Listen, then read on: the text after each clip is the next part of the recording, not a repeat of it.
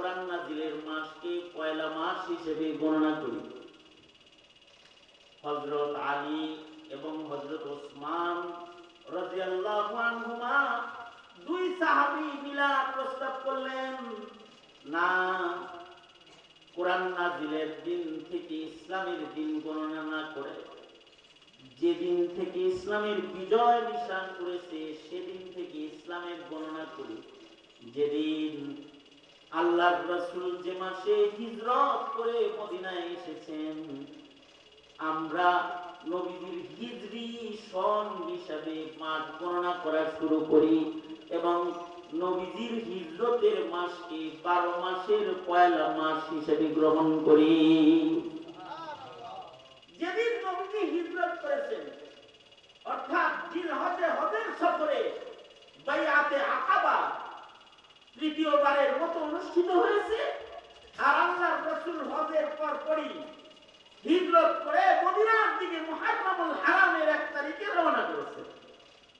তাই নবী আলাইহিস সালাতু ওয়াস সালামের এই হিজরত দিয়ে আমরা মাস গণনা শুরু করি।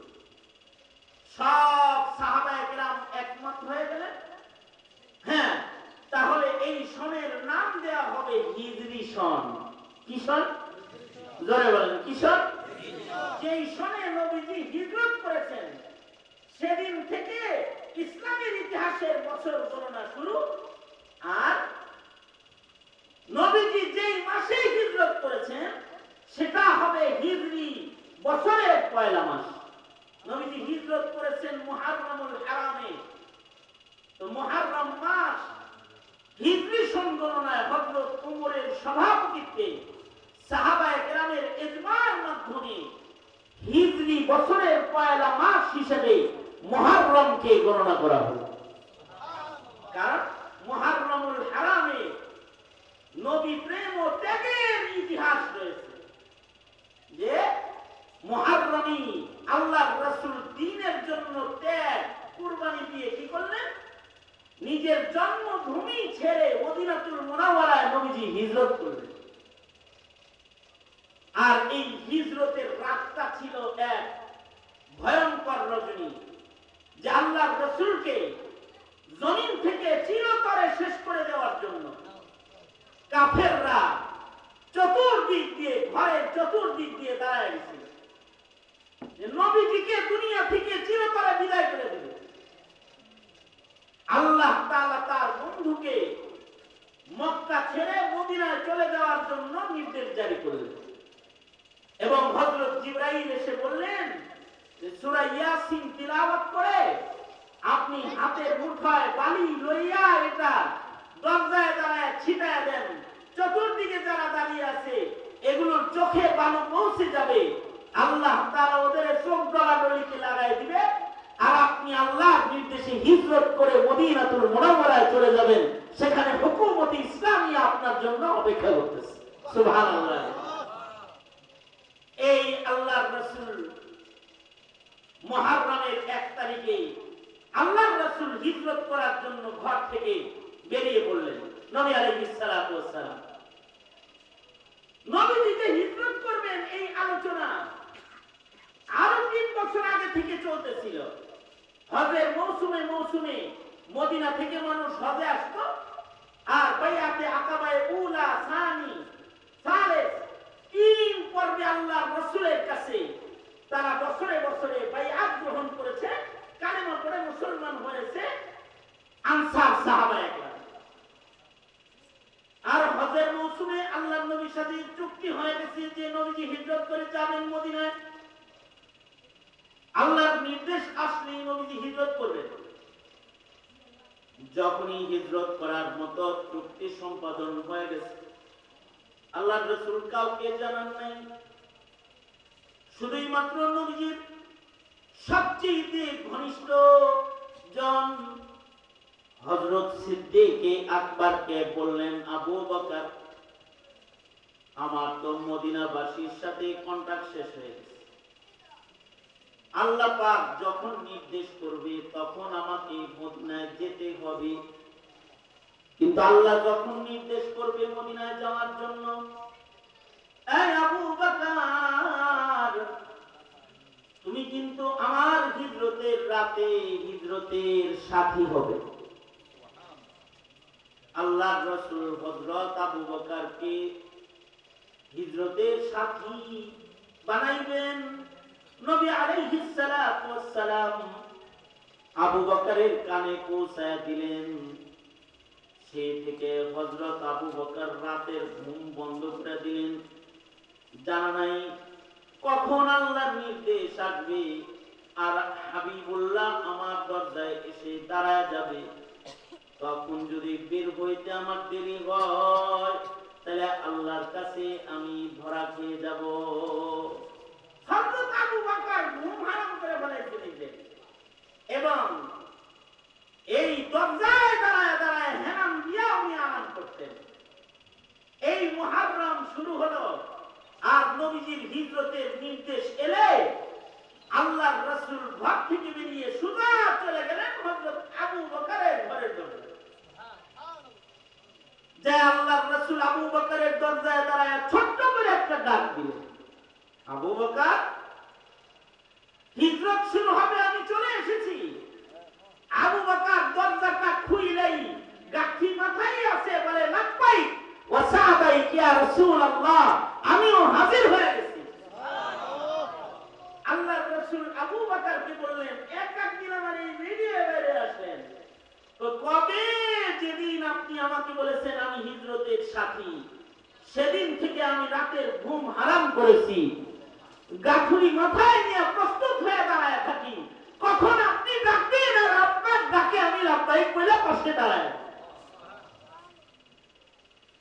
আশ্চর্য, হিজরতের কঠিন সফর ছিল।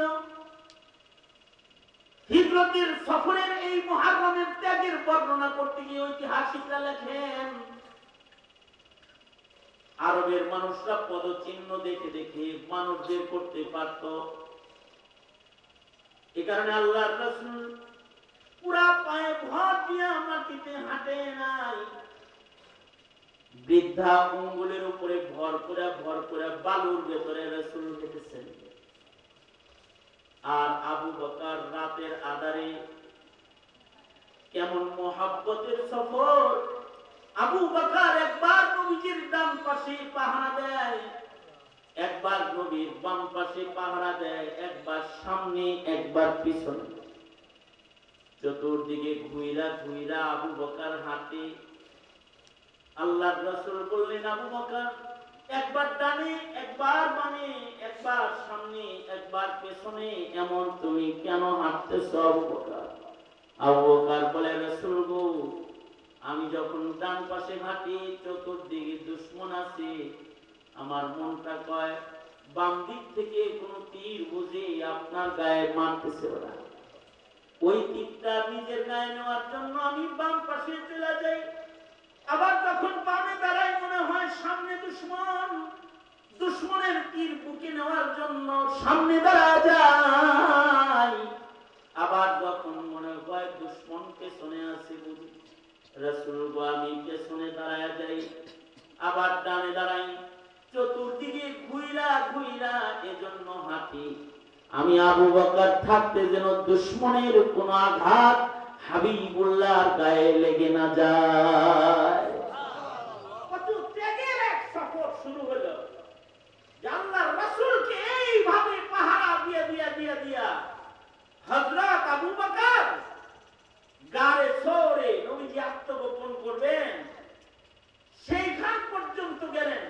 গারে সৌরে এত উঁচু পাহাড়, সোর পাহাড়, যে নিচে থেকে উপরে দাঁড়াইলে উপরের মানুষকে কবুতরের বাচ্চার মতো দেখা যায়। এই এত দূর নবীজি কেমনে উঠবেন উপরে আত্মগোপনের জন্য? আবু বকর এই সিদ্দিক আকবর রাদিয়াল্লাহু আনহু তিনি এই পাহাড়ের পাদদেশে দাঁড়ায়া বলে, হাবিবুল্লাহ পায়ে হেঁটে পাহাড়ে চড়বে এটা হতে পারে না, আমার কাঁধটা হলো হাবিবুল্লাহ পালকি, আমি নবীজিকে কাঁধে করে উপরে পৌঁছায় দিব। আল্লাহর নবী আপনি আমার কাঁধে বসে পড়েন। আল্লাহর রাসূল আবু বকরের কাঁধে বসে পড়লেন আর নবীজি আবু বকরের কাঁধে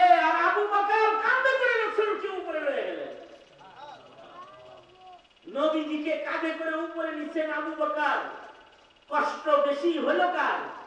আবু বকরের। উপরে নিয়েই নবীজির পা আঙ্গুলি গুলা ফেটে গেছে, আঙ্গুলির উপরে ভর দিয়া রাসূল হাঁটছে। আবু বকর নবীজির আঙ্গুলি গুলাকে ব্যান্ডেজ করে দিছে, ব্যান্ডেজ করে দিয়ে বলে, আল্লাহর রাসূল আপনি বসুন, আপনাকে এই গুহার ভেতরে আমি আগে যাইতে দিব না, আমি আগে গিয়ে গুহাটাকে পরিষ্কার করব, কোন পাথরের কণা অথবা কোন বিষাক্ত কোন জন্তুর আক্রমণ যেন আপনার উপরে না হয়, গুহাটাকে আমি আপনার বসবাসের উপযুক্ত করব। হযরত আবু বকর গুহার ভিতরে ঢুকলেন, ঢুইকা নিজের পাগড়ি ছিঁড়া সব গর্তগুলোকে বন্ধ করলেন। একটা গর্ত খোলা আছে, এটা বন্ধ করার ছেঁড়া কাপড় আর নাই। হযরত আবু বকর নিজের আঙ্গুলির পায়ের আঙ্গুলির মাথা দিয়া এই গর্ত বন্ধ করে আল্লাহর রাসূলকে আমন্ত্রণ জানালেন, নবীজি বিছানা প্রস্তুত হয়ে গেছে, বালিশও রেডি, আবু বকরের রানটাই নবীজির বালিশ, আসুন নবীজি আপনি বিশ্রাম গ্রহণ করুন। আল্লাহর রাসূল গুহার ভিতরে ঢুকলেন এবং হযরত আবু বকরের মাথা, আবু বকরের রানে মাথা দিয়া আল্লাহর রাসূল ঘুমায় পড়লেন।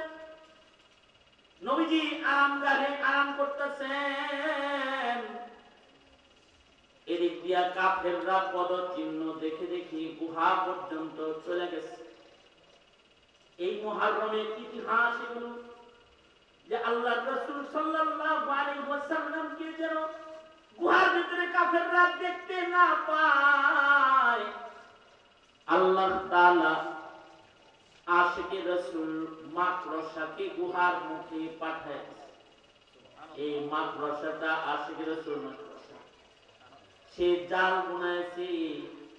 আশিকে রাসূল একটা কবুতরকে আল্লাহ তাআলা পাঠায় দিয়েছে, সে নিজের ইঞ্জিনিয়ারিং বিদ্যা দিয়ে সুন্দর করে গুহার মুখে বাসা বানাইছে। তার ভিতরে ডিম পেড়ে সে বসে আছে। গুহার মুখ দেখলে বোঝা যায় না ভেতরে কেউ আছে। কাফেররা গুহার মুখ পর্যন্ত চলে এসেছে। হযরত আবু বকর রাসূলকে বলতেছে, ওগো আল্লাহর নবী, ওরা এসে পড়েছে। ওদের পায়ের আওয়াজ পাওয়া যায়, যদি শুধু নিচের দিকে একটু তাকায় ওরা আমাদেরকে দেখে ফেলবে। আল্লাহর রাসূল আবু বকরের কানে মুখ লাগায়া বলে, লা তাহজান ইন্নাল্লাহা মা'ানা। এ আবু বকর, কোনো ভয় করো না, আমরা দুইজন না, এখানে আমাদের সাথে আরেকজন আছেন, তিনি আমাদের হিফাজতকারী। তিনি কে? জোরে আওয়াজ করে বলেন। নিশ্চয়ই আমাদের সাথে আছেন আমাদের আল্লাহ। এই মুহররমে আবু বকরের নবীজির সাথে যে মাইয়াত ও সাহাবিয়াতের দলিল কোরআনে কারীমের আয়াতের মাধ্যমে হযরত আবু বকর নবীজির সাহাবিয়াতের সনদ লাভ করলেন। হযরত আবু বকর নবীজির সাথে গুহার ভিতরে আছে। 1.5 লাখ সাহাবীর কেউ কোরআনের আয়াত দিয়ে সাহাবী না, একজন কোরআনে কারীমের আয়াত দিয়ে সাহাবী, নবীর মাইয়াতের বর্ণনা সহকারে যার ব্যাপারে কোরআনের আয়াত আছে, তিনি হলেন হযরত আবু বকর সিদ্দিক রাদিয়াল্লাহু আনহু। এই হযরত আবু বকরের রানে মাথা দিয়ে নবীজি ঘুমাইতেছেন। কাফেররা নিরাশ হয়ে ওখান থেকে চলে গেল। না, এই মাকড়সাওয়ালা গুহার ভিতরে কোনো মানুষ নেই, সব জায়গা ভুল জায়গায় আইছি। সবগুলোরে আল্লাহ তাআলা নামায়া দিলেন। হযরত সিদ্দিক আকবর যখন নবীজিকে কোলে নিয়ে ঘুম পাতাইতেছেন, আরাম করাইতেছেন, এদিক দিয়া যে উঙ্গুলি দিয়া উনি গর্ত বন্ধ করছেন, এই উঙ্গুলির মাথায় সাপে কামড়ে গেছে। সাপের বিষের যন্ত্রণা, সাপের বিষের যন্ত্রণায় হযরত আবু বকরের কষ্ট হইতেছে, কিন্তু তারপরে উনি পা নাড়াচাড়া করেন, কারণ পা নাড়াচাড়া করলে রাসূলের ঘুমে ব্যাঘাত আসবে, নবীজির আরামে ব্যাঘাত ঘটবে। হযরত আবু বকরের পায়ের ভেতরে সাপ এমন ভাবে কামড়াইতেছে যে বিষের যন্ত্রণায় হযরত আবু বকরের চোখ